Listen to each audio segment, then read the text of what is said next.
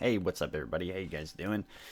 Just coming at you with a update for the ECT, the electroconvulsive therapy that I've been going for. This is after session 8, so I've been to a lot of them so far. It does not feel like that. It feels like I've been to like 4 of them, but it does uh, affect your memory. So I mean, if it's erasing the procedure itself is very difficult. I detailed this a little bit more in my first video about it when I had my first session, and it's just yeah, it's hell. It's hell going through it. But the reason that you go, for those of you that don't know, ECT is a kind of like a last resort type of treatment for people that have major depressive disorder. Sometimes it's used for, I believe it's used for some people with schizophrenia.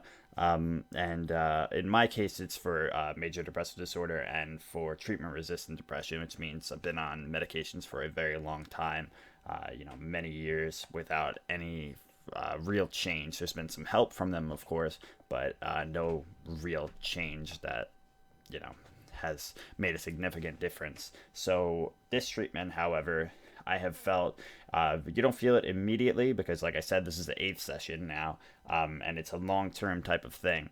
But gradually, you start to feel a shift, and I'm very happy, to report that I have been feeling a lot better. Things have been just framed in a different light for me.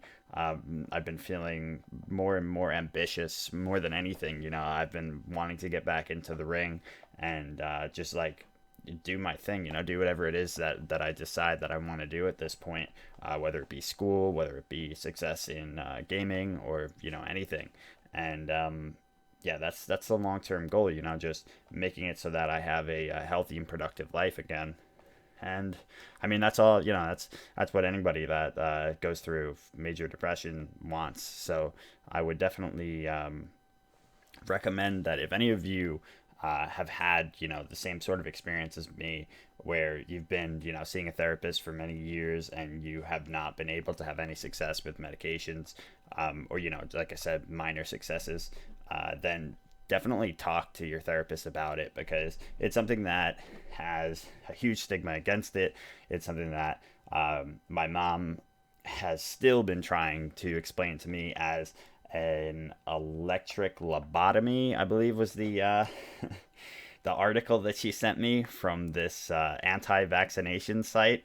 So yeah, it's kind of rough when your family's not supportive, but she tries to be supportive in her own way. That's just the way my mom thinks. Unfortunately, she's one of those people that has been heavily affected by all that kind of propaganda against modern medicine.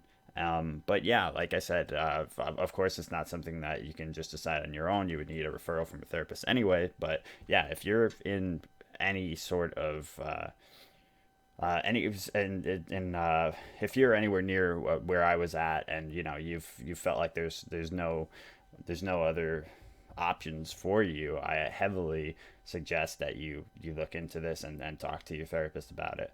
But again, that's for people that have had those very specific experiences. And back to where I'm at. So 8 sessions down. Now at this point, I had been going for 2 sessions a week, and 2 sessions a week is it's very taxing. It's like I said, afterward you because of the oxygen that they give you, your mouth is so dry that you like can't swallow, and you're hungry because you had to fast for 12 hours. And luckily my appointments are in the morning, but yeah, it's rough as hell. So that's the part that that messes with me the most, to be honest, is the part that I'm hungry but I can't eat. And no, I'm joking. Really, probably the hardest part is just the overwhelming headaches afterwards of migraines that you experience. They give you medicine for it and stuff, but you can't really take much over the counter headache medicine because of all the stuff that they've given you already. And yeah, you gotta just kind of ride it out and hope that. Or not hope, but know that it's going to pass eventually as part of the side effects of the treatment. and like I said, it could be a little scary, but at this point, I'm pretty well veteraned in it. I'm incredibly lucky enough to have Jen taking me every single time. Jen has taken me to every single appointment. The money that we raised that I was gonna have to use for like public transportation and shit, or whatever I was gonna take like Ubers back and forth or something, which would have been impossible now that I think about it with the state that I'm in afterward. Like it's not a pleasant sight, and I don't think any Uber driver would should be subjected to that. And it needs a lot of like personal care from somebody that but yeah, all of that went towards fucking tooth that I had to get fixed to get the procedure done, which was ridiculous, but you know healthcare, huh? Dental care specifically. And yeah, so I said 8 sessions down, which means that I'm now in the part where they are doing maintenance, and maintenance ECT is once a week for now. So I'm going to be tapering down for the treatment, and that's good because, like I said, it is a lot. You do, you're constantly in this mode where you're preparing for the next one, and how much of a toll it takes. So it's going to be great to be able to get that out of the way and start to just get a little bit of a better scope on things, because like I said, while it's helping a lot, it is painful and it is fucking rough. I can't explain enough how much. And shout outs to Jen's family too, because after she takes me back from the ECT, I go to her house, and her family has been just giving me overwhelming amounts of support. So it's been amazing. My family as well, to be honest, even though, like I said, my mom has her reservations, and she has sent some things to me that have been incredibly disappointing. She has also been as great as I can imagine her being about this kind of thing. And even all of my extended family, my grandma, who's very sick right now, my aunts and uncles on both sides of the family, people that I thought would in no way understand what I was going through, have actually reached out and offered as much support as they can give and everything. And that's an overwhelming feeling. That's been pretty amazing. Thanks to all of you guys for keeping updated and just genuinely caring again for the money we raised for it and everything. Just or whether you were able to do that or have just been keeping updated with me, I thank you so much for it. It means so much to have a community behind me. And yeah, sorry, it's definitely an emotional time. But yeah, so the maintenance ECT now that's starting up is so that there won't be a relapse, because there is a significant relapse rate. I think it's like 60% or something if you don't go for maintenance ECT. So if I were to just cut it now after these 8 sessions, there'd be a very likely chance that I will relapse, the depression will come back, and that the effects won't last. But what they do now with the maintenance is the once a week for, I think, maybe 2 weeks or 3 weeks, and then they start going to like maybe what is it, like twice a month, and then they start weaning you down from there, and eventually you'll be at a point where you don't need the maintenance at all anymore. But that's a little while down the road.